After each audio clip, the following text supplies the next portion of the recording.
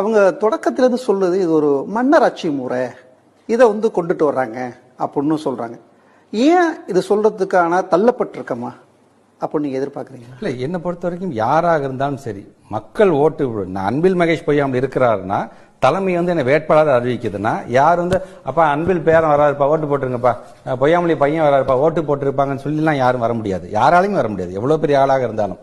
நான் இறங்கி போய் அந்த மக்களை நான் கன்வின்ஸ் பண்ணி நான் உங்களுக்காக உழைப்பதற்கு நான் தயாராக இருக்கேன், நான் உண்மையாக இருக்கிறேன் என்று சொன்னதுனால தான் முதல் 16,000 வாக்கு வித்தியாசத்தில் ஜெயிக்கிறேன், அடுத்த 50,000 வாக்கு வித்தியாசத்தில் நான் ஜெயிக்கிறேன். ஏன்னா நாங்கள் சொல்ற கமிட்மெண்ட் நாங்கள் ஃபுல்ஃபில் பண்றோம். எங்களால் முடிந்ததை நாங்கள் செய்கிறோம். நாங்கள் 10 விஷயம் நாங்கள் செஞ்சு தரோம், ஒரு 7 விஷயம் எங்களால் செய்ய முடியுது, செஞ்சு தரோம். நாங்கள் மக்கள் எங்க மேல நம்பிக்கை வச்சு ஓட்டு போட்டாதான் அன்பில் பேரனா இருந்தாலும் இங்க வர முடியுமே தவிர, சட்டமன்றத்துக்கு வர முடியுமே தவிர வெறும் பேரை மட்டும் வச்சுக்கிட்டு யாராலையும் வர முடியாது. அவர் எந்த காலத்துல இருந்துகிட்டு அவர் இப்படி பேசுறாருன்னு தெரியல. பேசினவர் கேட்டா நான் பொலிட்டிக்கல் சயின்ஸ் படிச்சேங்கிறாரு. பொலிட்டிக்கல் சயின்ஸ் அப்படி என்னத்த அவர் படிச்சாருன்னு தெரியல.